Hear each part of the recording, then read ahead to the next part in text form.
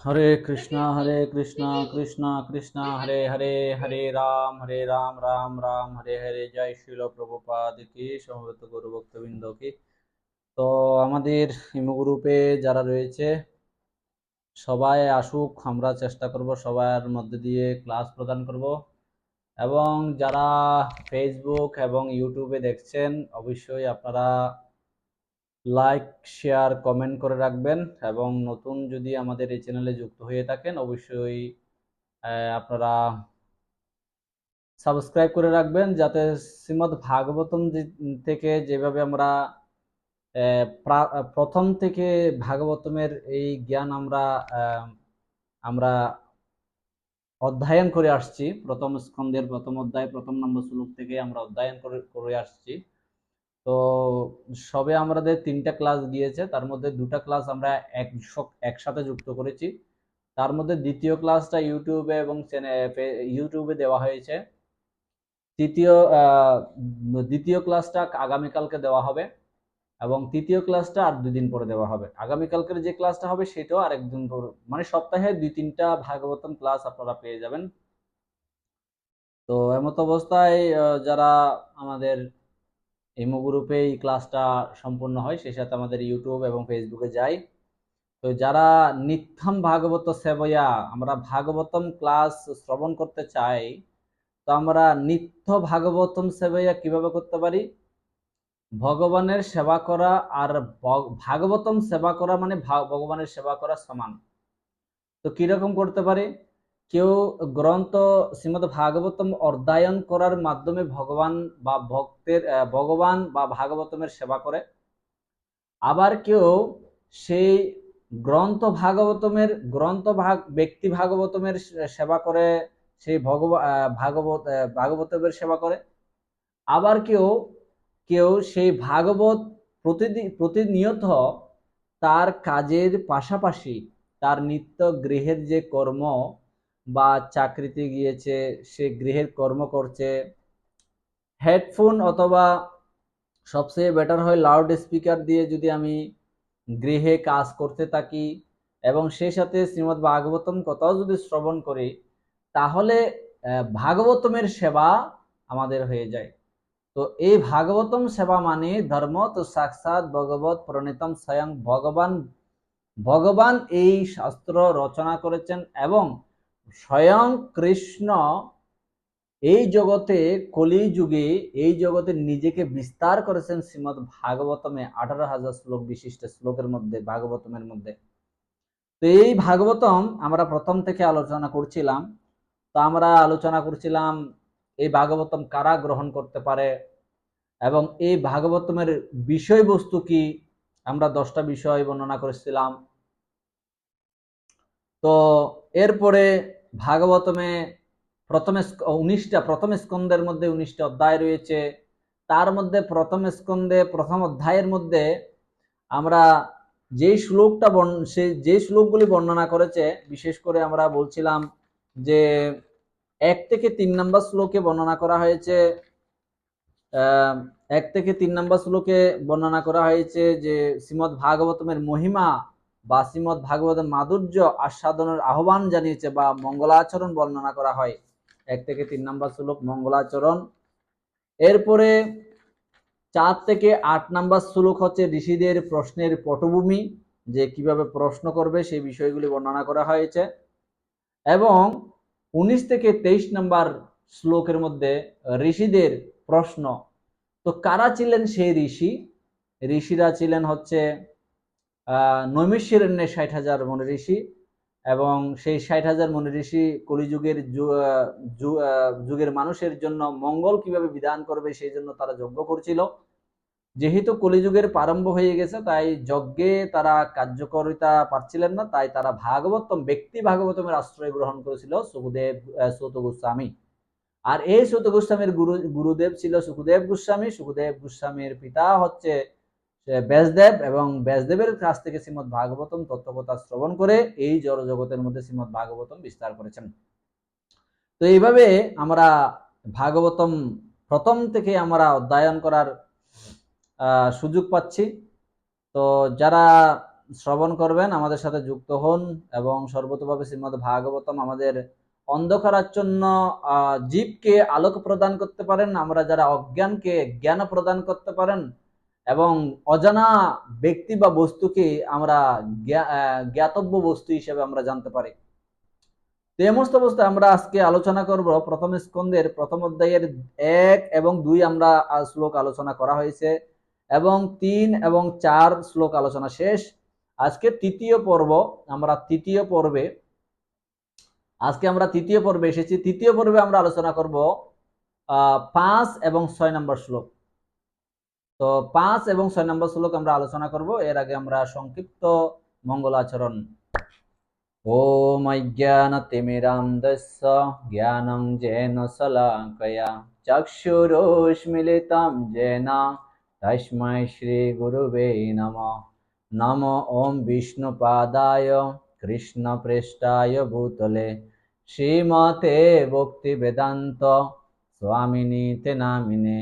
नमस्ते सरस्वती देवी गौरवाणी प्रचारिणे निर्विशेष शून्यवादी पाश्चात्य देशतारिणे वाञ्छाकल्पतरुभ्यश्च कृपा सिन्धुभ्य एव च पतितानं पावनेभ्यो वैष्णवेभ्यो नमो नमः।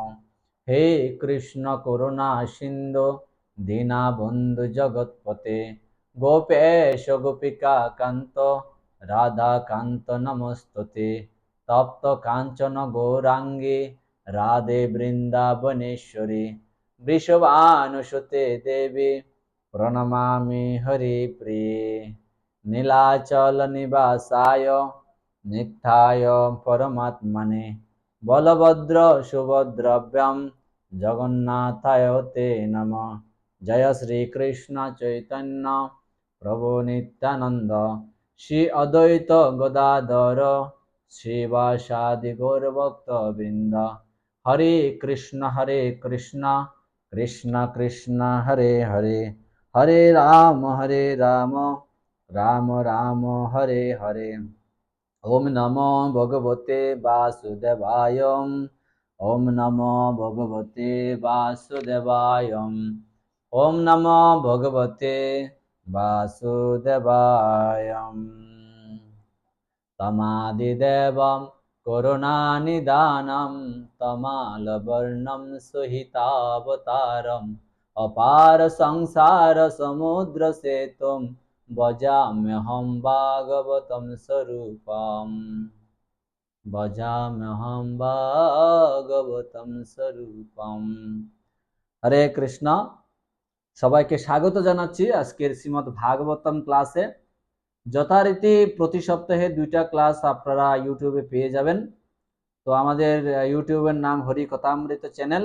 এই চ্যানেলে সবাই যুক্ত থাকবেন এবং এই চ্যানেলে আপনারা ভাগবতম শ্রবণ করার জন্য আপনাদের দেশে এবং প্রবাসে যারা রয়েছেন তাদের স্বগৃহে নিজেরা এবং স্বগৃহে এবং আত্মীয় স্বজনদের মধ্যে এই ভিডিওটা শেয়ার করে দেবেন, যাতে তারা গৃহে থেকেও গৃহে কর্ম করেও তারা যাতে এই ভাগবতম শ্রবণ করে।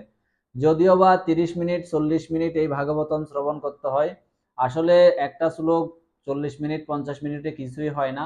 তো আমরা সংক্ষিপ্তভাবে আলোচনা করি বিদায় তা আমরা 30-40 মিনিটের মধ্যে আমরা একটা ভাগবতম ক্লাসের একটা পর্ব শেষ করার চেষ্টা করি। তো আমি মনে করি যে আমি যতটুকু জ্ঞান অর্জন করে প্রত্যেক জীবনে প্রয়োগ করে আমি সুখী হয়েছি বা আনন্দিত হয়েছি বা ভাগবতের যে অমৃত রস আমি পেয়েছি, আমি চেষ্টা করব সবার মধ্যে এই ভাগবতমের রস যতটুকু আমি গ্রহণ করেছি অতটুকু প্রদান করার জন্য। তো আমাদের বর্তমান যেহেতু রেমাল আমাদের দুর্যোগ অবস্থায়, এখানে কারেন্টের খুব ডিস্টার্ব। তো কিছুক্ষণ কারেন্ট আছে, আমি জানি না কতক্ষণ থাকবে। আমাদের চ্যানেলে যারা দেখবেন, হয়তো আমাদের ইমো গ্রুপে যারা শুনছেন তারা 4-5 জন আছে, তারা সবাই শুনছেন, তারা শুনতে থাকবেন যেহেতু নেট থাকবে। তো আমি সবাইকে যারা শুনতে পারবেন না তারা অবশ্যই ইউটিউবে শুনে নেবেন।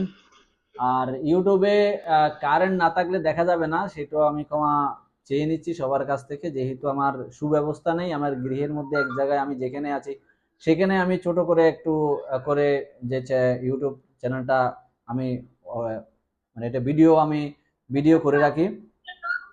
তো আমি ইমো গ্রুপে যারা আছে আমি একটু মিউট করে দেওয়ার জন্য অনুরোধ করছি, যেহেতু একটা রেকর্ডিং হচ্ছে, আমি মিউট করে দেওয়ার জন্য অনুরোধ করছি, পরে প্রশ্ন উত্তর নেব।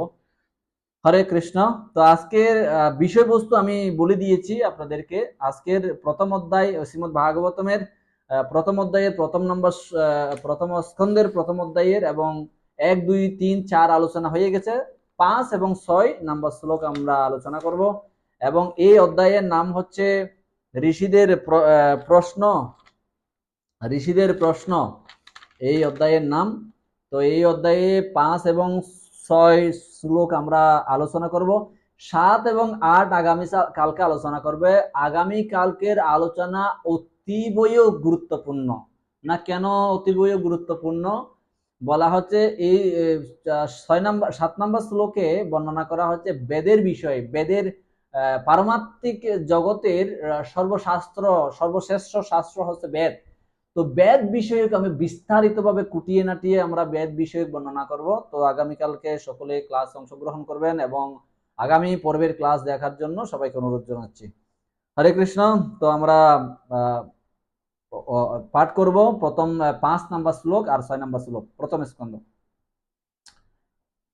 তো একদা তু মুনয় প্রাতঃ হুতাগ্নয় সৎকৃতম সুতমাসীনম প্রপসুরিদমাদরান ত একদা তু মুনয় প্রাতঃ হুতাগ্নয় সৎকৃতম সুতমাসীনম প্রচ্ছুরিদমাদরাত। অনুবাদ: একদিন প্রাতকালে সেই শৌনকাদি ঋষিরা হোতাগ্নিতে আহুতি প্রদান করে সমাদৃত আসনে উপবিষ্ট ছিল। সূত গোস্বামী শ্রদ্ধার সঙ্গে এই প্রশ্নগুলি জিজ্ঞাসা করেছিলেন। তো প্রশ্ন জিজ্ঞাসা করেছিলেন যে ঋষিরা, আপনারা আগের ক্লাসে দেখেছেন ঋষিরা কারা? শৌনকাদি ঋষিরা। সেই শৌনকাদি 60,000 মুনি ঋষির মধ্যে প্রধান একজন পুরোহিত হচ্ছেন, তার নাম হচ্ছে শৌনক ঋষি। এবং সেই শৌনক ঋষি সূত গোস্বামীকে প্রশ্ন করা শুরু করলেন এবং প্রশ্নের যে পটভূমি সেটা শ্রদ্ধার সহিতে বসে, যে শ্রদ্ধার সহিতে আমি যদি প্রশ্ন না করি, সে তত্ত্বদ্রষ্টা পুরুষ আমাকে হয়তোবা সে প্রশ্নের উত্তর দিতে পারে, কিন্তু দিব্য জ্ঞানটা হৃদয়ে প্রবেশ করবে না, হৃদয়ে প্রকাশিত হবে না। হৃদয়ে প্রবেশ করলো, মনে প্রবেশ করলো, হৃদয়ে প্রবেশ করবে না। হৃদয়ে প্রবেশ করলো, হৃদয়ে প্রকাশিত হবে না, প্রস্ফুটিত হবে না। যে জ্ঞান দ্বারা আমি অন্যজনকে প্রকাশিত করতে পারবো, পুরোহিত করতে পারবো, আলোকিত করতে পারবো, এই ঝড়জগৎ থেকে মুক্তি প্রদান করতে পারবো। সেজন্য এখানে এই শ্লোকে প্রাতকাল শব্দটি বর্ণনা করা হয়েছে। প্রাতকাল মানে কি?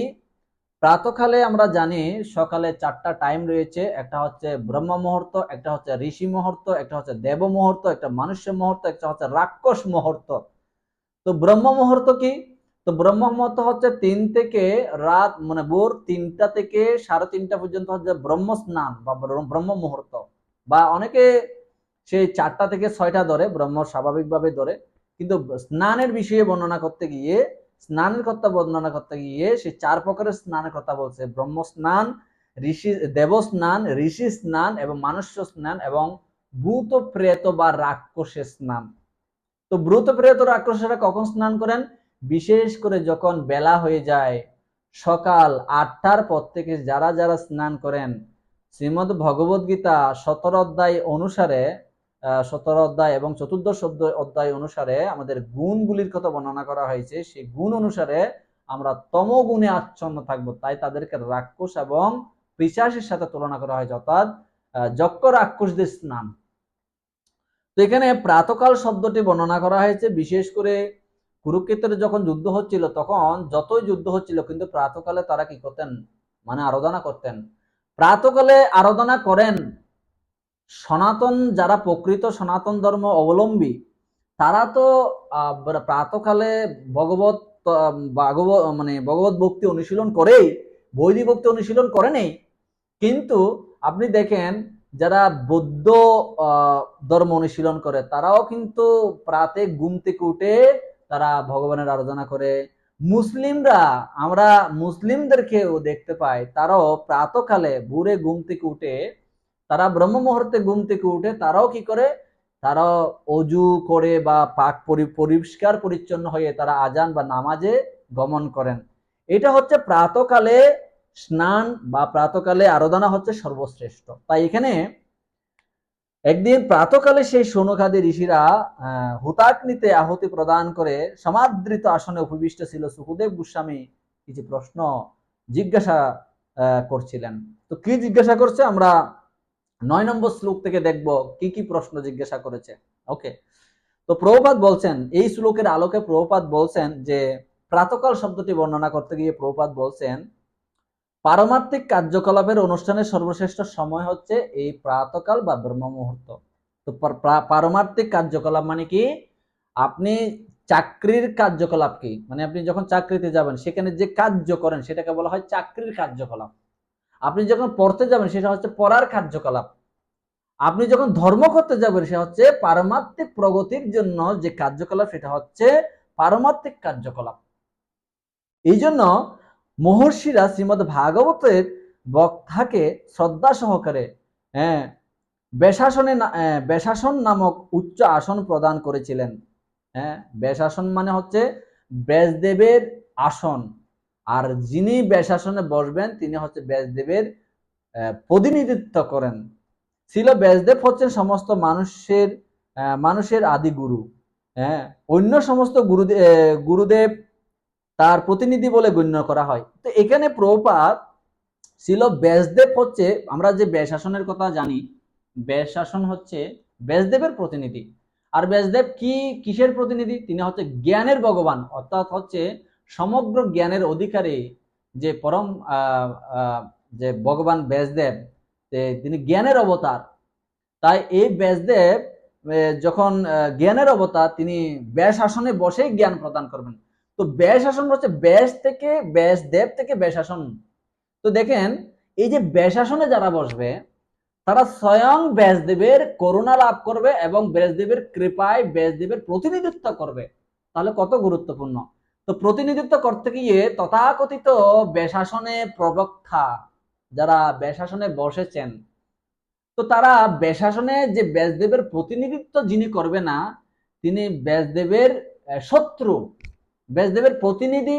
যেমন ধরেন একজন এমএলএ বা মন্ত্রী বা মিনিস্টার বা প্রধানমন্ত্রী, তো প্রাইম মিনিস্টারের প্রতিনিধি করবেন, তো নিশ্চয় প্রতিনিধি মানে কি, প্রাইম মিনিস্টারের প্রতিনিধি মানে কি, যে প্রাইম মিনিস্টারের গুণ মহিমা কীর্তন করবেন, বা প্রাইম মিনিস্টার যা যা বলেছেন, যা কার্যকলাপ করতে চাচ্ছেন সেটাকে কি করবে, সারা বিশ্বের মধ্যে সেটাকে প্রকাশ করবে। তো ঠিক একইভাবে শ্রীমদ ভাগবতম অনুসারে ব্যাসদেবের প্রতিনিধিত্ব যারা করবেন, ব্যাসদেব তিনি কিভাবে বেদ রচনা করেছেন, কিভাবে পুরাণ রচনা করেছেন, পরে কিভাবে অসন্তুষ্ট হয়েছিলেন, পরে তার গুরুদেবের আলোকে আলোক প্রাপ্ত হয়ে তিনি কিভাবে ভাগবতম রচনা করেন, তিনি কিভাবে ভগবানের এবং ভক্তদের গুণমহিমা কীর্তন করেছেন, এই অনুসারে যদি কেউ ব্যাসাসনে বসে ব্যাসদেবের প্রতিনিধিত্ব করে তিনি হচ্ছে যথার্থ গুরু বা ব্যাসদেবের প্রতিনিধি। এখন বলা হচ্ছে যদি আমি সেই ব্যাসদেবের প্রতিনিধিত্ব করতে চাই তাহলে আমাকে সেই ব্যাসদেবের প্রতিনিধিকে বলা হচ্ছে অন্য সমস্ত গুরুদেবের তার প্রতিনিধি বলে গণ্য করা হয়। এখন গুরুদেব বলা হয়েছে, গুরুদেব। তো গুরুদেব মানে কি, আমরা আজকে গুরুদেব বিষয়ে বর্ণনা করব সংক্ষেপে। সংক্ষেপে মানে হচ্ছে গুরুদেবের সংক্ষিপ্ত বর্ণনা, মানে গুরুদেব। এখানে একটা শব্দ আছে যে সদ্গুরু, এবং শ্রীমদ ভগবদ গীতা অধ্যায় নম্বর 2 শ্লোক নম্বর 7 ছিল তাৎপর্যের মধ্যে ছিল প্রভুপাদ সদ্গুরুর বিষয়ে বর্ণনা করেছেন, এবং চতুর্থ অধ্যায়ে 34 নম্বর শ্লোকে সদ্গুরুর বিষয়ে ছিল প্রভুপাদ বর্ণনা করেছেন। তো সদ্গুরু সম্পর্কে বর্ণনা করতে হতে আমরা যদি সদ্গুরু গ্রহণ না করি তাহলে এই জড়জগতে যে সমুদ্র মানে কি, নদী, বিশাল সমুদ্র, নদী মানে নদী না, মানে সমুদ্র হচ্ছে বিশাল সাগর, সমুদ্র মানে হচ্ছে সাগর। তো যে সাগর পাড়ি দিবে, এমন একটা সাগর, আটলান্টিক মহাসাগর পাড়ি দিবে একটা জাহাজ চালিয়ে, তো এমন তো নৌকা চালিয়ে পেরে দেবে, তো যিনি নৌকা চালক তার কত শক্তি সম্পন্ন হতো, কত অভিজ্ঞ হতে হবে, কত পারদর্শী না হলে একটা সাগর বা অতিক্রম করতে পারবে একটা নৌকা দিয়ে। ঠিক এই ভবসাগর থেকে, এই জড়জগতের ভবসাগর থেকে আমাদেরকে পৃথিবীর বাইরে যে ভগবত ধামে প্রত্যাবর্তন করতে পারে, নিয়ে যেতে পারে, যে এমন নৌকা চালক, তিনি হচ্ছে যথার্থ একজন গুরু, একজন সদ্গুরু। আচ্ছা, সেই সদ্গুরুদেবের যদি যোগ্যতা সম্পন্ন না হয় তাহলে কি বলবেন? অযোগ্য। আর অযোগ্য গুরুদেব যদি, অযোগ্য নৌকা চালক যদি আটলান্টিক মহাসাগর পার হতে যায়, সে বেশি না 10 হাত দূরে গেলেই সে ভবসমুদ্রে কি হয়ে যাবে? ডুবে যাবে। যে নৌকা চালাচ্ছে গুরুদেব, সে তো ডুববে, সেই নৌকার মধ্যে যারা যারা শিষ্যরূপে সেই নৌকার মধ্যে উঠেছে তারাও ডুববে। তার কিছু আমি উদাহরণ দিচ্ছি। আমি কোনো গুরুদেব সম্পর্কে নিন্দা করব না। আপনারা যারা ইউটিউবে দেখছেন, আপনাদের নিজ নিজ গুরু আছে, আমি সবার কাছে আমি সম্মান প্রদর্শন করছি। সব গুরুদেবই প্রণামযোগ্য, সব গুরুদেব তার সত্য পথেই থাকুক এবং সত্য পথে আসুক। যদি সত্য পথে না আসে, সত্য পথে না থাকে, তাহলে সত্য পথে আসুক, এটাই আমরা কামনা করি। তো এরকম সদ্গুরু না হলে তার অসৎগুরু পরিণত হবে। অসৎগুরু কি করবে? নৌকা তো ডুবাবে, তিনি তো নরকে যাবে, তার শিষ্যদেরকে নিয়ে সেই ভব সমুদ্রের মধ্যে নৌকা ডুবিতে তাদেরকেও মারবে, তাদেরকেও নরকে প্রদান করবে। এই জন্য আমাদের উচিত হচ্ছে সেই সদ্গুরুর আশ্রয় গ্রহণ করা। সৎ যে অভিজ্ঞতা সম্পন্ন নৌকা চালকের নৌকায় উঠা, বা অভিজ্ঞতা সম্পন্ন জাহাজ চালকের কাছে শরণাপন্ন হওয়া। তো অভিজ্ঞতা সম্পন্ন কে? চতুর্থ অধ্যায় 34 নম্বর শ্লোকে বলছেন, তদ্বিদ্ধি প্রণিপাতেন পরে প্রশ্নেন সেবয়া উপদেশন্তিতে জ্ঞান ও জ্ঞানীনস্তত্ত্বদর্শিন। সেই সদ্গুরুদেবের কাছে তুমি আশ্রয় গ্রহণ করো, তাকে প্রণাম করো, তাকে শরণাগত হও, এবং শরণাগত হওয়ার প্রতি তুমি অতাতে ব্রহ্ম জিজ্ঞাসা করো এবং অকৃত্রিম সেবার দ্বারা তাকে সন্তুষ্ট করো। তখন তোমাকে জ্ঞান উপদেশ করবেন, সেই জ্ঞানের আলোকা দিয়ে আলোক প্রদান করবে, সেই জ্ঞানের আলো দিয়ে তুমি এই ভব সমুদ্র পার হবে। হচ্ছে গুরুদেবের লক্ষণ। প্রথম লক্ষণ হচ্ছে, আমি প্রায় 8টার মতো আমি কোয়ালিটি বলবো গুরুদেবের, 8টা কোয়ালিটি। প্রথম কোয়ালিটি হচ্ছে, গুরুদেবকে অবশ্যই একজন গুরু পরম্পরা দ্বারা, সদ্গুরু তত্ত্বাবধান, মানে গুরু পরম্পরা দ্বারা, অর্থাৎ সম্প্রদায় যুক্ত থাকতে হবে। যে সদ্গুরু সে হচ্ছে সম্প্রদায় যুক্ত থাকতে হবে। তো এক সময় যে অনেক সম্প্রদায়, অপসম্প্রদায় ছিলেন, তো পদ্মপুরাণে সেটা ব্যাখ্যা করেছেন যে অপর সম্প্রদায়গুলি সব বাদ, যত অপর সম্প্রদায় আছে সব বাদ। আর কোন সম্প্রদায় যুক্ত হতে হবে? পদ্মপুরাণ বলছেন, সম্প্রদায় বিহীনা যে মন্ত্রস্থ নিষ্ফলমতা, হ্যাঁ, অত ছত্র সম্প্রদায়িনী। অতএব আমাদের সম্প্রদায়ে যুক্ত হতে হবে কোন সম্প্রদায়? বলছে শ্রী সম্প্রদায়, ব্রহ্ম সম্প্রদায়, রুদ্র সম্প্রদায় এবং সনক সম্প্রদায়। শ্রী, ব্রহ্ম, মদ্যপ এবং সনক সম্প্রদায়, এই 4টা সম্প্রদায়ের মধ্যে যে কোনো একটা সম্প্রদায় যুক্ত হতে হবে, তাহলে আমি একজন সদ্গুরুর আশ্রয় গ্রহণ করতে পারবো। এখন সদ্গুরুদেবের কোয়ালিটি হচ্ছে, প্রথম গুরু কোয়ালিটি কি? সে সদ্গুরুর যোগ্যতা হচ্ছে সে গুরু পরম্পরা দ্বারাই, এবং সে 4টা সম্প্রদায়ের মধ্যে যে কোনো একটা সম্প্রদায় আছে। ইসকন হচ্ছে ব্রহ্ম মধ্যম গৌড়ীয় সম্প্রদায়, আরেকটা আছে শ্রী সম্প্রদায়, আরেকটা আছে রুদ্র সম্প্রদায়, আরেকটা আছে সনক সম্প্রদায়। আচ্ছা, অন্যান্য দেশের মধ্যে অন্যান্য গৌড়ীয় সম্প্রদায় ছাড়া অন্যান্য সম্প্রদায় নেই। গৌড়ীয় মঠ বা গৌড়ীয় ইসকন সম্প্রদায়, ইসকন এবং গৌড়ীয় মঠ, এগুলো হচ্ছে গৌড়ীয় সম্প্রদায়ের অন্তর্ভুক্ত।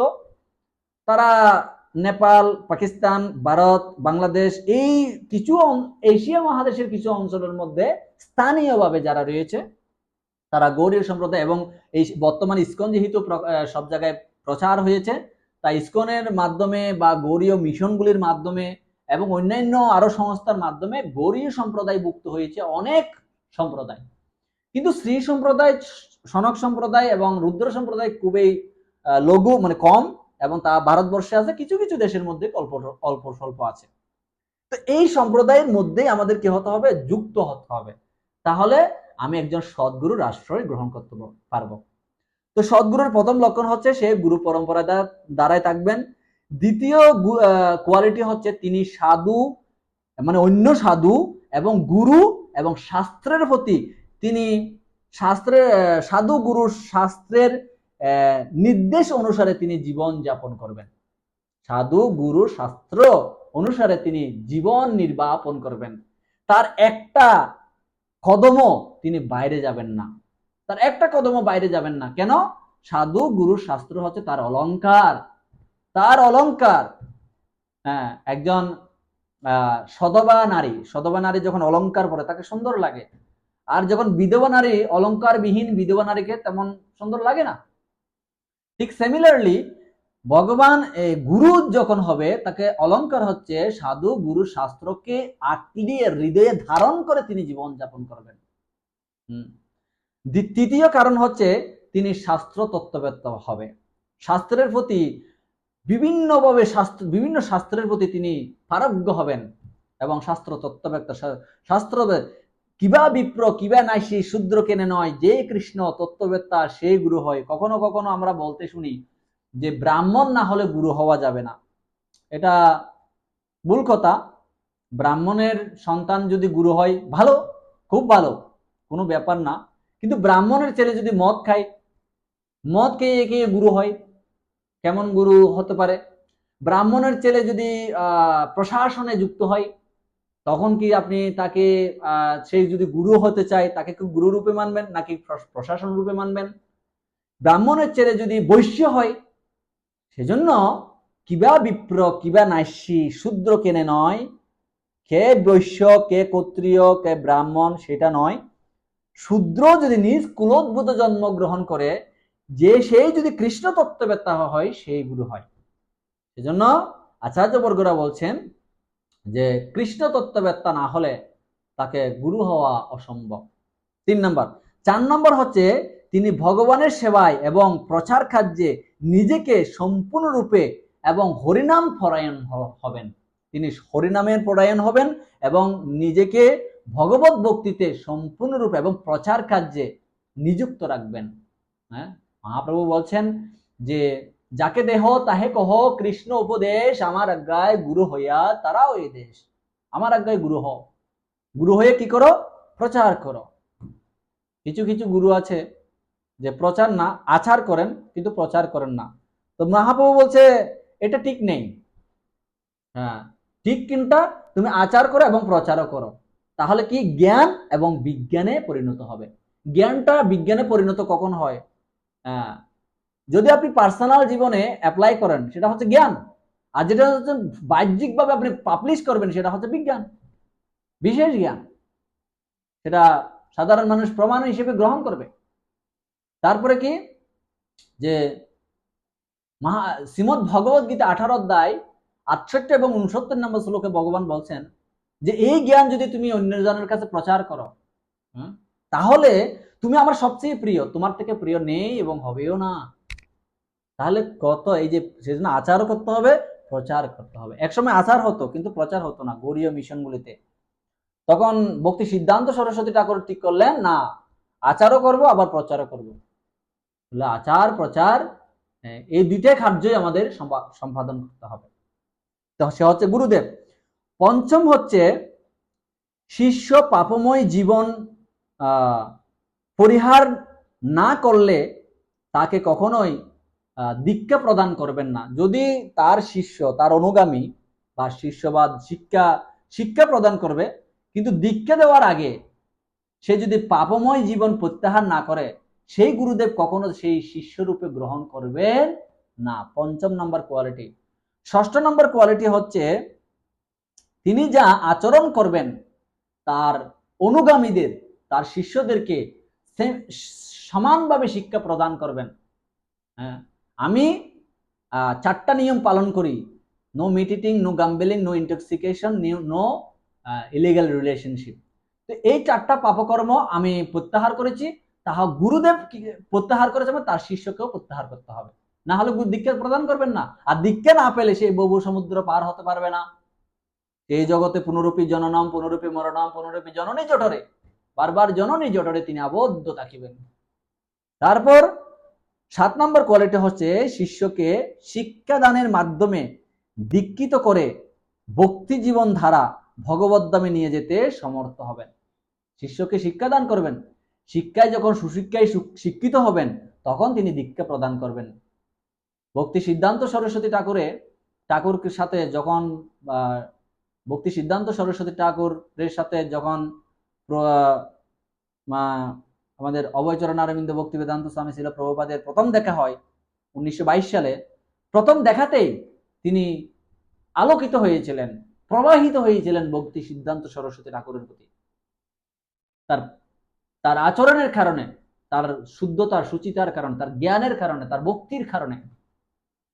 এবং তিনি তৎক্ষণাৎ সিদ্ধান্ত নিয়েছেন যে আমি এই গুরুই গ্রহণ করব। সদ্গুরুদেব ছিলেন, সাথে সাথে গ্রহণ করেছেন। প্রায় 1932 সালে গিয়ে তিনি প্রায় 10 বছর পরে গিয়ে তিনি দীক্ষা নিয়েছেন। তো দীক্ষা নেওয়াটা বড় কথা না, সেই দীক্ষাটা যদি পালন করতে পারাটা হচ্ছে সবচেয়ে গুরুত্বপূর্ণ বিষয়। অনেকে দেখবেন যারা সৎসঙ্গ থেকে দীক্ষা নিয়েছেন তাদের একটা ইষ্টিভীতি দেওয়ার নিয়ম আছে। যারা সৎসঙ্গ থেকে নিয়ে তারা যারা ঋত্বিক রয়েছে তারা নিরামিষ আহার গ্রহণ করেন, কিন্তু তার শিষ্যরা ইষ্টিভীতি দেয় না, বা তারা শুক্রবারে যে নির্দিষ্ট নিরামিষ আহারের কথা সেটাও পালন করে না। তাহলে গুরু হতে হলে আমাকে আমাকে কি হতে হবে? আমি যা আচরণ করেছি ঠিক একইভাবে আমার শিষ্য ঠিক একইভাবে সবগুলি পালন করবে। 8 নম্বর পয়েন্ট হচ্ছে অন্যথায়, 8 নম্বর পয়েন্টে কোনো পয়েন্ট না, মানে যা বলেছি প্রায় 7টা পয়েন্ট বলেছি, এই 7টা পয়েন্ট যদি গুরুদেব না মানে এর বিপরীত করেন তাহলে তাকে গুরু বলা যাবে না, তাকে সৎগুরুর পরিবর্তে সৎ শব্দের বিপরীত শব্দ হচ্ছে অসৎ, এবং অসৎ গুরুতে তিনি নাম লেখাবেন। এবং সেই সৎগুরু গুরু হবে না, তখন অসৎ গরু হবে। আমাকে ক্ষমা করবেন, আপনাদের যে আমাদের যে কোয়ালিটির কথা বর্ণনা করেছে এই কোয়ালিটিগুলি যাদের আছে, যে গুরুদেবের আছে, তারা সবাই সৎগুরু। আর যারা নেই, আমরা প্রার্থনা করব ভগবানের কাছে তারা যাতে সৎগুরু বা সৎসঙ্গে বা সৎ আশ্রয় গ্রহণ করে। এমত অবস্থায় প্রভুপাদ বলছেন যে সমস্ত গুরুদের ভূমিকা পালন করেন এবং ব্যাসদেবের প্রতিনিধিত্ব করেন। সমস্ত মানুষের আদি গুরু হচ্ছে ব্যাসদেব, অন্য সমস্ত গুরুদেব তার প্রতিনিধি বলে গণ্য করা হয়। যথার্থ প্রতিনিধি হচ্ছে তিনি, যিনি যথার্থ ব্যাসদেবের দৃষ্টিভঙ্গি প্রদান করতে পারেন। তো ব্যাসদেবের প্রতিনিধি মানে হচ্ছে তিনি ব্যাসদেবের প্রতিনিধিত্ব করবেন। এবং ডাইরেক্ট প্রভুপাদ বলে দিয়েছেন, শ্রীমদ ভাগবতের বাণী ছিল সুখদেব গোস্বামী, 1 মিনিট, যথার্থ প্রতিনিধি হচ্ছে তিনি, যিনি যথাযথভাবে ব্যাসদেবের দৃষ্টিভঙ্গি প্রদান করতে পারেন। আচ্ছা, ব্যাসদেবের দৃষ্টিভঙ্গি কি?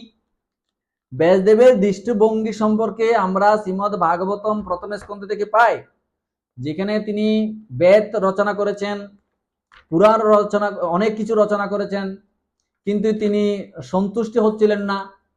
কিন্তু যখন তিনি তার প্রতিনিধি মানে তিনি তার গুরুদেবের আশ্রয় গ্রহণ করলেন, তখন তিনি শ্রীমদ ভাগবতম রচনা করার আদেশ পেলেন, তখনই তিনি শান্তি লাভ করলেন। এটাই হচ্ছে ব্যাসদেবের দৃষ্টিভঙ্গি।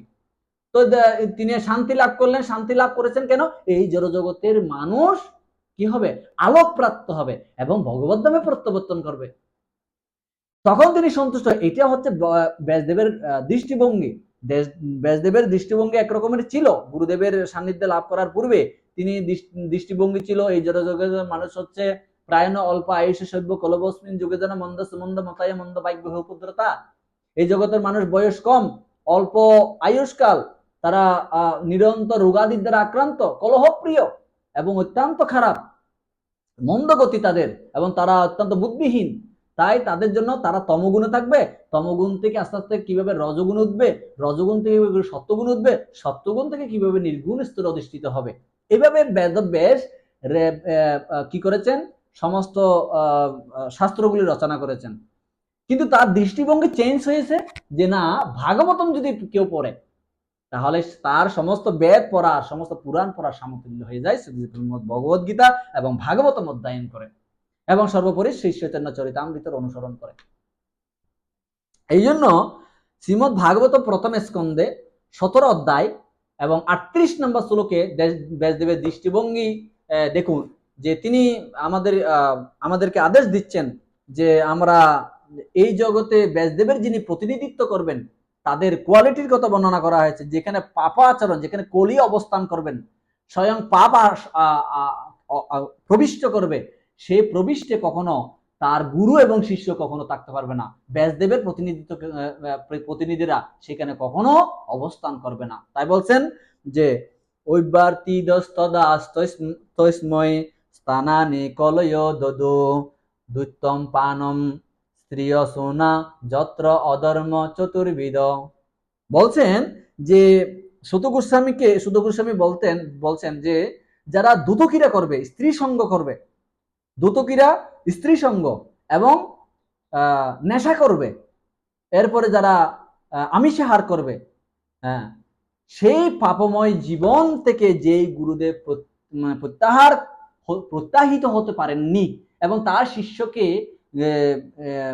নিবৃত্তি করতে পারেননি, তিনি কখনো যথার্থ গুরু হতে পারেন না। তাই এখানে আমাদের প্রভুপাদ বলছেন ব্যাসদেবের প্রতিনিধিত্ব হলে ব্যাসদেবের দৃষ্টিভঙ্গি অনুসারে একজন সদ্গুরু জীবন ধারণ করবেন। এরপরে বলছেন যে শিল ব্যাসদেব শ্রীমদ ভাগবতের বাণী শিল সুখদেব গোস্বামীকে দান করেছিলেন এবং শিল সুত গোস্বামী তা শ্রবণ করেছিলেন শিল সুখদেব গোস্বামীর কাছ থেকে, এবং গুরু পরম্পরার দ্বারাই ব্যাসদেবের সমস্ত আদর্শ প্রতিনিধি হচ্ছে গোস্বামী। এখানে শ্রীমদ ভগবত গীতা 4th অধ্যায় 4 নম্বর শ্লোকে ভগবান বলছেন এবং পরম্পরা প্রাপ্তম ইমম রাজস্বয় বিদুষ কালে ন মহতে যোগ নষ্ট পরন্তপ। ভগবান যখন অর্জুনকে জ্ঞান দিচ্ছিলেন, তো 5000 বছর আগে জ্ঞান দিচ্ছিলেন, তখন কৃষ্ণ অর্জুনকে বলছেন, অর্জুন, আমি তোমাকে আজকে যে জ্ঞান দিচ্ছি সেই জ্ঞান আমি সূর্যদেব বিভূষণকে 12,40,00,000 বৎসর পূর্বে আমি দিয়েছিলাম। সেই জন্য আমরা যে ব্যাসদেবের প্রতিনিধিত্ব করব, তো আমরা গুরু পরম্পরার মাধ্যমে আমরা এই জ্ঞান গ্রহণ করতে হবে। ওকে, দেন হচ্ছে প্রভুপাদ বলছেন ভাগবতমের শ্রোতারা স্পষ্টভাবে তার অর্থ হৃদয়ঙ্গম করার জন্য বক্তার কাছে প্রশ্ন করতে পারেন।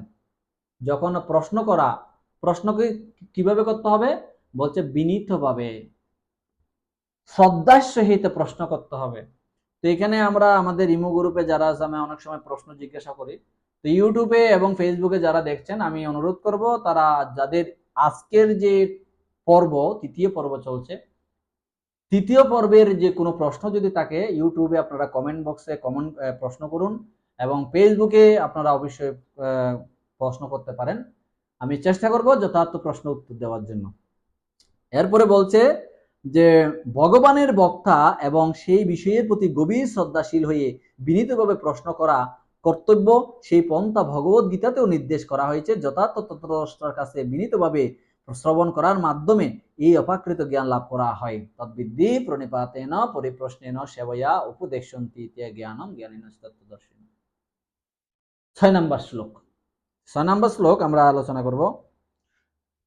তোয়া কলো পরনানি সেতিহাসানি নান ছানগ অখ্যাতানো পি অদিতানি ধর্মশাস্ত্রানি জানুতম ঋষয় উবাচ তো আকল পরাণানি সেতিহাসানি না চানুগ আখ্যাতানি অপি অদিতানি ধর্মশাস্ত্রানি ইয়ানুত।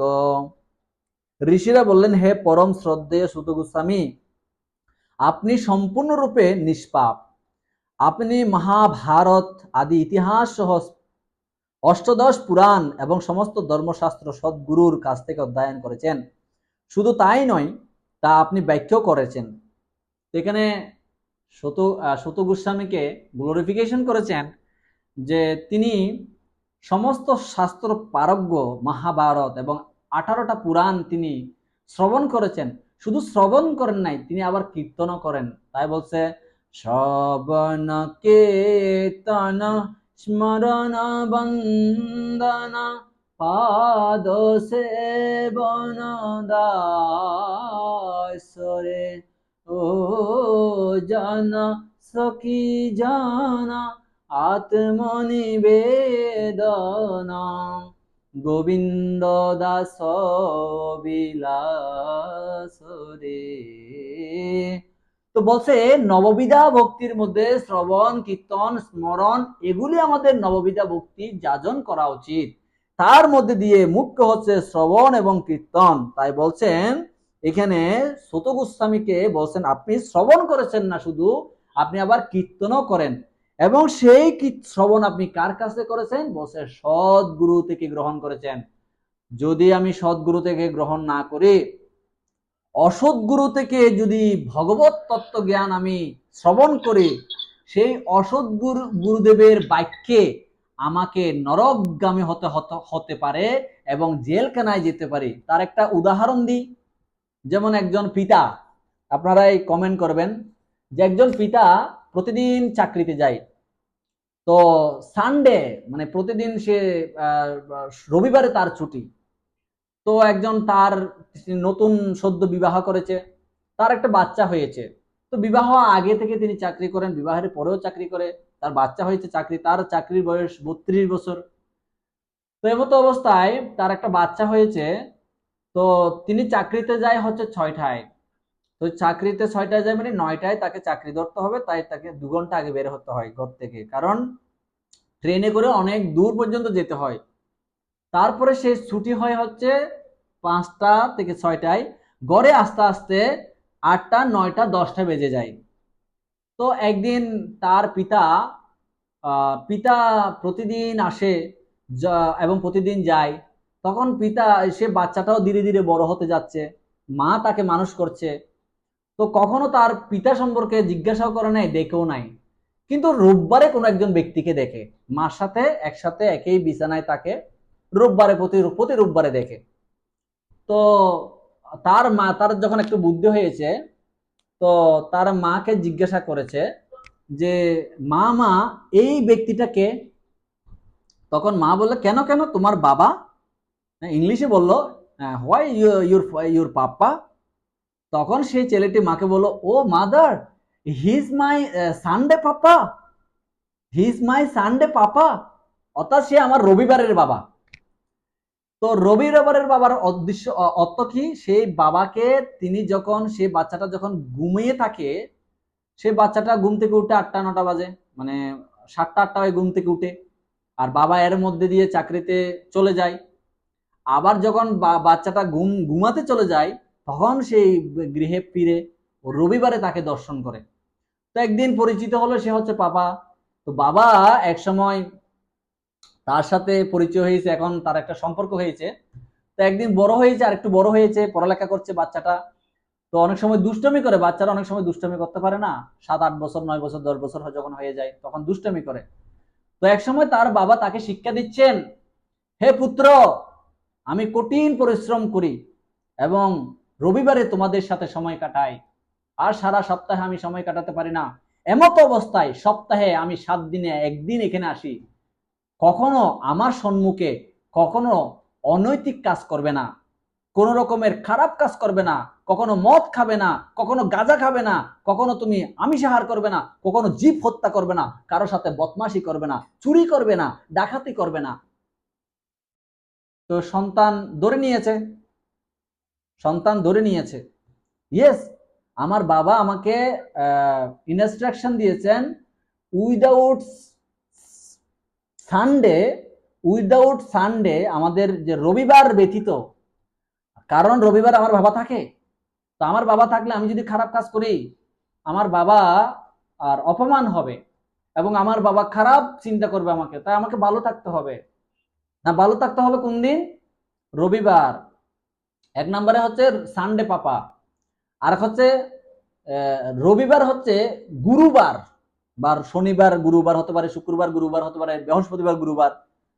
তো গুরু নির্দেশ দিয়েছেন, গুরু হচ্ছে পিতা, গুরু হয়ে গুরুর ভূমিকা পালন করছে। কখনো কি নয়, no illegal sex, no intoxication, no gambling, no meat eating, অনেকগুলি ইনস্ট্রাকশন দিয়েছেন। কোন বারে নয়? গুরুবারে বা রবিবারে বা বাবার ছুটির দিনে নয়। বুঝবেন, খুবই গুরুত্বপূর্ণ বিষয়টা। এটা এত গুরুত্বপূর্ণ যে আমরা সন্তানকে কিভাবে মানুষ করব, এটা অনেক গুরুত্বপূর্ণ। তো গুরুদেব বাবা আমাদেরকে অনুরোধ করেছেন রবিবারে কোনো রকম পাপ কর্ম করা যাবে না। তো রবিবার চলে গেছে, সোমবার এসেছে। সোমবারে কি করেছে, সে বাচ্চা মানে সে ছেলেটা, সে এত বদমাস হয়েছে, সে কি করেছে, মারামারি করা শুরু করেছে। তো মারামারি করছে, একদম খারাপ করছে। একদিন নেশা করা হয়েছে, তো নেশার দায়ে পুলিশ তাকে গ্রেপ্তার করেছে। নেশা এবং বিভিন্ন রকমের হিরোইন এবং বিভিন্ন রকমের মানে ড্রাগ তার কাছে পেয়েছে। তাকে 12 বৎসর কারাদণ্ড ভোগ করতে হবে এবং পুলিশ তাকে গ্রেপ্তার করেছে। তো পুলিশ যেহেতু গ্রেপ্তার করেছে, তাকে দণ্ড ভোগ করতে হবে। তো এখন প্রশ্ন এসেছে, এলাকার আশেপাশের লোক এবং তার পরিবারে তার মা তার মাকে জিজ্ঞাসা করছে, আচ্ছা এই যে ছেলেটা খারাপ কাজ করলো কেন? তখন তার মা প্রমাণ দিচ্ছে তার বাবা নিষেধ করছিল, শুক্রবারে নিষেধ করেছিল, রবিবারে নিষেধ করেছিল যে ধরনের পাপকর্ম যাতে না করে। তো ওই ছেলেটা তো জেনে গেছে রবিবারে কোনো পাপ কর্ম করা যাবে না, অন্যভাবে তো করা যাবে, অন্য বারগুলিতে করা যাবে। তাই অন্য বারগুলি পাপ কর্ম করার ফলে তাকে কোথায় যেতে হয়েছে? নরকে যেতে হয়েছে, অর্থাৎ তাকে জেলখানায় 12 বৎসরের জন্য জেলখানায় পৌঁছতে হয়েছে। তাই এই যে বাবার আদেশ, এখন হচ্ছে প্রশ্ন যে বাবার যে আদেশ, রবিবারের দিন সে কোনো পাপ কর্ম করতে পারবে না, অন্যবারে যা ইচ্ছে তা করতে পারবে। তো এই যে বাবা, সে কি আদর্শ পিতা নাকি অনাদর্শ পিতা?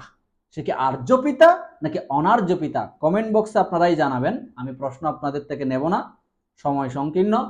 তাই এই যে অনাদর্শের পিতার জন্য তার পুত্রকে 12 বছর জেল খাটতে হলো, ঠিক সিমিলারলি একজন অনাদর্শ গুরু, একজন অসৎ গুরু যদি বলে যে আমি গুরুবারে, বৃহস্পতিবার বা শুক্রবার বা রবিবার বা শনিবার, যেই গুরুবারে তোমরা নিরামিষ আহার করবে, যত্রতত্র যে কোনো প্রসাদ, যে কোনো খাবার তোমরা গ্রহণ করবে, সেই দায়ে যদি তুমি তোমার যমদূতগণ, পুলিশ হয়ে এসে যমদূতগণ যদি তোমাকে গ্রেপ্তার করে জমালয়ে নিয়ে যায়, তার দায়কে অনার্য পিতা নয়। সেজন্য অনার্য গুরুরা আমাদেরকে সেই শিক্ষা প্রদান করে না বিদায়, অনার্য বিদায় আমাদেরকে শিক্ষা প্রদান করে না বিদায়, এই গল্পের মাধ্যমে আমাদের সদ্গুরুর আশ্রয় গ্রহণ না করলে, তথাকথিত যে গুরুদেব, আমি একদিন একজন গুরুদেব থেকে দীক্ষা নিতে গেছিলাম, আমি নাম নেব না। তো আমার দ্বিতীয়বার দীক্ষা, ইসকনে আমার তৃতীয়বার দীক্ষা। তো দ্বিতীয়বার দীক্ষা যখন আমি গুরুদেবের কাছ থেকে নিতে গেছি, তখন আমি প্যান্ট পরে আর একটা টুপি ছিল আমার মাথায়। তো আমি গেছি, গুরুদেব আমি দীক্ষা নিতে চাই।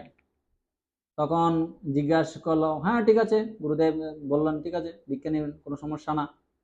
তো দীক্ষা নিয়ে আমি বলছি আমি সাহার করি, তো আমি দীক্ষা নিতে পারবো, আমি কি করা যায়? তখন তিনি বললেন, কোনো সমস্যা নেই, কোনো সমস্যা নেই, আপনি দীক্ষা নিন, কোনো ব্যাপার নেই। তখন আমি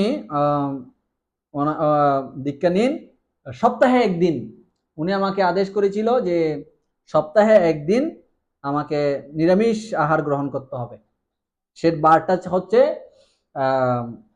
বৃহস্পতিবার। এর আগের একজন গুরুদেব ছিল, উনি আমাকে নির্দেশ দিয়েছিল হচ্ছে শুক্রবার আমাকে নিরামিষ খেতে হবে। তো আমি ওগুলি পালন করতাম না, বৃহস্পতিবারও নিরামিষ খেতাম না, শুক্রবারও নিরামিষ, কোনো গুরুর পালন করতাম না। তো এক পর্যায়ে আমি কি করেছি, সেই গুরু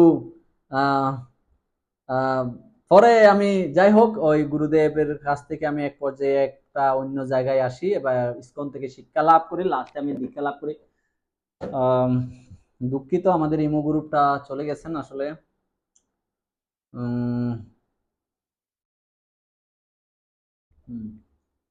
পাপন বাবু আমাকে লিঙ্ক পাঠান, আমি ক্লাসে আছি, আমি ইউটিউবে আছি, আমি ধরতে পারতেছি না। আপনি লিঙ্ক পাঠান, আবার লিঙ্ক পাঠান, আমি আবার ঢুকবো, তাড়াতাড়ি পাঠান। তো এভাবে আমি আমার সুগম যাত্রা শুরু হয়েছে। এভাবে একজন অনাদর্শ গুরু বা অনাদর্শ পিতা যখন আমাদেরকে নির্দেশনা করবেন, সেটা যদি আমাদের পারমাত্মিক মঙ্গল না হয়, তাহলে আমাদের পারমাত্মিক অগতি মানে অগ্রগতি না হয়ে বিগতি হবে, খারাপ গতি হবে। তো এখানে প্রপাত এখানে সুত গোস্বামী ঋষিরা বলছেন যে আপনি সমস্ত শাস্ত্র ব্যাখ্যা করেছেন, তা প্রপাত তুলে ধরেছেন গোস্বামী অথবা ছিল ব্যাসদেবের উপযুক্ত প্রতিনিধিকে অবশ্যই সব রকমের পাপ থেকে মুক্ত হতে হবে।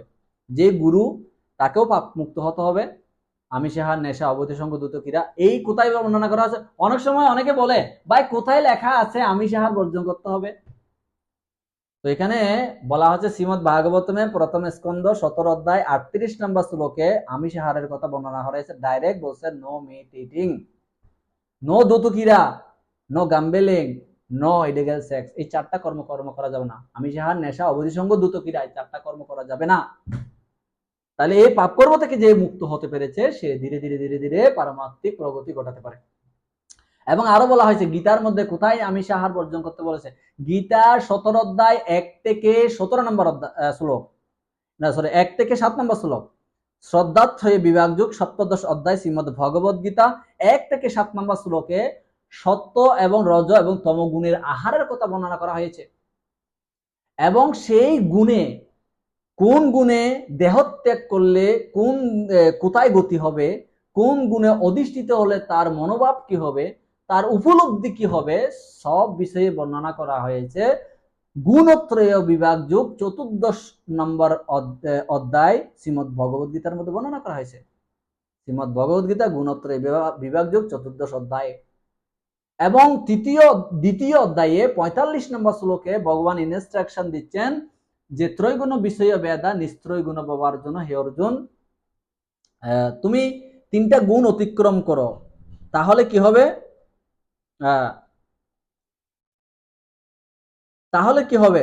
তুমি সেই গুণকে অতিক্রম করার ফলে তুমি নির্গুণ স্তরে অধিষ্ঠিত হবে।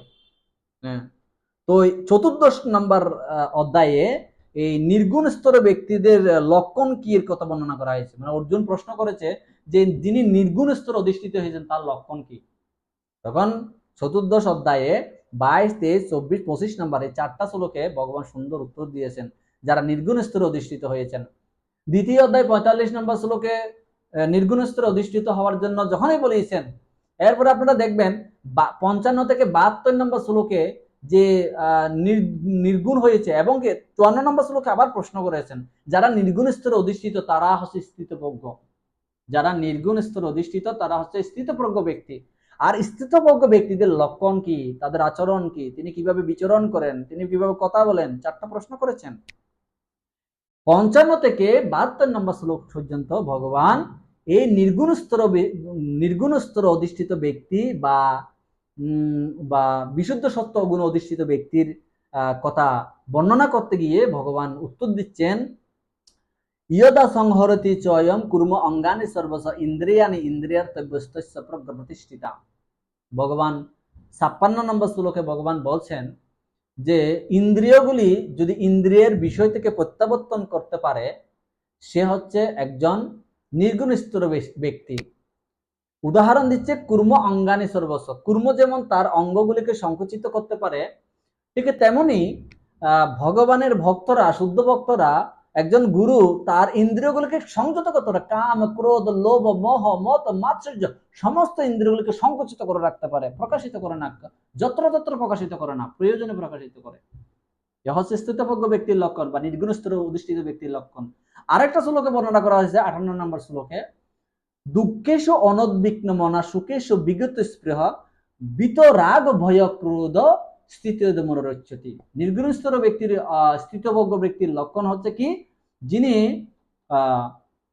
দুঃখ আসে সে উদ্বিগ্ন হয় না, আবার সে সুখ আসলো সে বিগত হয় না, সে উৎপল্ল হয় না, এবং বিত রাগ ভয় ক্রোধ, বিত নয়, যে ভগবানের উপর নির্ভরশীল প্রহ্লাদ মহারাজের মতো, এবং ভয় ক্রোধ, সে ভয় পায় না, সে ক্রোধ, তার মধ্যে ক্রোধ নাই, হ্যাঁ, সেই ব্যক্তি নির্গুণ স্তরের ব্যক্তি। এখানে প্রভুপাদ বলছেন যে যে কলিযুগের 4টি মুখ্য পাপকর্ম হচ্ছে অবৈধ স্ত্রীসঙ্গ, পশু হত্যা, আসবপান, সব রকমের দুত্তকিরা। ছিল ব্যাসদেবের আসন বেশ আসনে উপবেশন করার আগেই গোস্বামীকে অবশ্যই এই সমস্ত পাপ থেকে মুক্ত হতে হবে। যার চরিত্র সম্পূর্ণরূপে নিষ্কলুষ নয়, যে এবং যে পূর্ব উল্লেখিত এই সমস্ত পাপ থেকে সম্পূর্ণরূপে মুক্ত নয়, তাকে কখনোই বেশ আসনে বসতে দেওয়া উচিত নয়।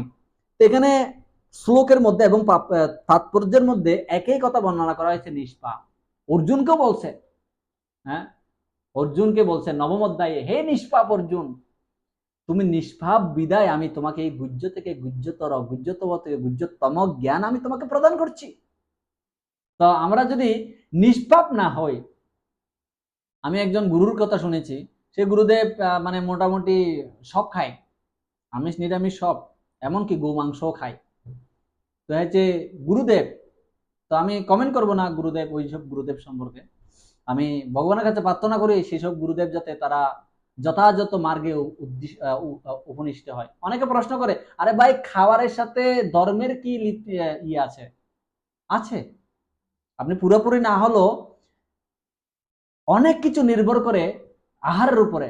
আহার শুদ্ধ, সত্য শুদ্ধ, সত্য শুদ্ধ, ধ্রুব শুদ্ধ, ধ্রুব শুদ্ধ, স্মৃতি শুদ্ধ, স্মৃতি যখন শুদ্ধ হবে, ভগবান বলছে দদামি বুদ্ধি যোগম ত্বম, সেই পারমাত্মিক জ্ঞান তখনই আমি তোমাকে প্রদান করতে পারবো।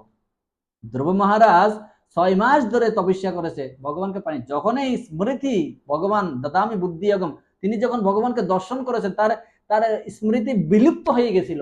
আমি কি দেখলাম, হে ভগবান, আমি কি দেখলাম? স্মরণ, তিনি পরিক্রমা করছে ভগবানকে, টাচ করছে, কিন্তু কথা বোবা হয়ে গেছে, জ্ঞান হারিয়ে ফেলেছে, কি বলবে? যখন এই দিব্য শঙ্খ তার মুখ, তার মস্তকে স্মরণ মানে স্পর্শ করেছেন, সাথে সাথে সমস্ত বৈদিক জ্ঞান তার মধ্যে প্রবাহিত হয়েছিল। এটা বলার উদ্দেশ্য হচ্ছে যে আমরা অন্তত পক্ষে পাপকর্ম থেকে যদি মুক্ত না হয়, তাহলে ভব সমুদ্রে, যেমন যেমন একটা এক্সাম্পল, একজন নেশা মানে প্রতিদিন করে সে 5-10 লিটার নেশা খায় বা 5 লিটার নেশা খায়, অত্যাধিক নেশায় আসক্ত, সেই ব্যক্তিদের যদি নেশাবিহীন কোনো জাহাজে তুলে দেন, নেশাবিহীন কোনো জাহাজে, সেই জাহাজ আপনার ভারত থেকে আমেরিকায় পৌঁছাইতে 30 থেকে 35 দিন সময় লাগবে। আর সে নেশাবিহীন ব্যক্তি যদি 30 দিন যদি নেশা না খেতে পারে, সেখানে সে উৎপাতের কারণ করবে। সিমিলারলি একজন অভক্ত যদি, একজন ভক্ত, একজন অভক্ত যদি, একজন পাপী ব্যক্তি যদি শুদ্ধ সত্য ব্যক্তিদের সম্মুখে যায়, সেও শুদ্ধ সত্য গুণে অধিষ্ঠিত হয়। কিন্তু একজন অশুদ্ধ জাহাজ, খারাপ জাহাজে যদি কোনো একজন ভক্ত যায়, সেও অনেক সময় খারাপ হয়ে যাওয়ার সম্ভাবনা সবচেয়ে বেশি।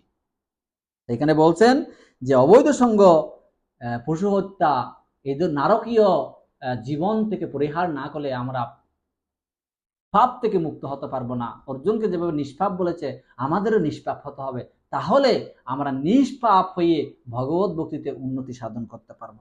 হরে কৃষ্ণ কৃষ্ণ কৃষ্ণ হরে হরে, হরে রাম রাম রাম হরে হরে। জয় শ্রীল প্রভুপাদ কি। আমার অনুরোধ করছি, যারা এই ভাগবতম, নিত্যম ভাগবতম শ্রবণ করবেন, আপনারা পুরো ভিডিওটা দেখবেন এবং সর্বোপরি সবাইকে শেয়ার করে দেবেন। আত্মীয় স্বজন বন্ধু বান্ধব একটু হলো একটা শব্দ দ্বারা যাতে প্রবিষ্ট কর্ণরন্ধ্রে প্রবেশ করে কর্ণরন্ধ্রের মধ্যে, তাহলে আমাদের জীবনকে পরিবর্তন করতে পারে। নিতাই গৌর সীতানাথ প্রেমানন্দ। হরি বল।